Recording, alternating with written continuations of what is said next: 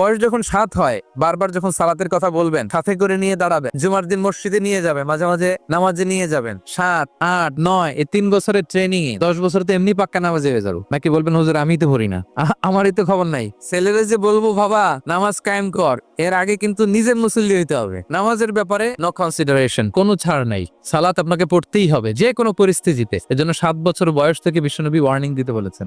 10 বছর বয়স হলে প্রয়োজনে রূঢ় আচরণ করো, শাসন করো, প্রয়োজনে মৃদু প্রহার করো। অনেক ফ্যামিলি আছে নিজেও নামাজি, ছেলে মেয়েদেরকেও নামাজের কথা বলে পড়ায়। জোহর পড়তে দেয়, আসর পড়তে দেয়, মাগরিব পড়তে দেয়, এশা পড়তে দেয়, ফজর পড়তে দেয় না। ফজর নিয়ে টেনশন নাই। কেন?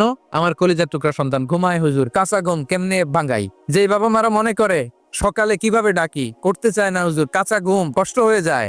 ফজরের সময় যদি আগুন লেগে যায় আপনার ঘরে, কি করবেন? আরেকটু ঘুমা, কাঁচা ঘুম। দুনিয়ার আগুন থেকে রক্ষা করার জন্য যেমনি ডাকেন, উঠায় নিয়ে আসেন, জাহান্নামের কঠিন আগুন থেকে বাঁচানোর জন্য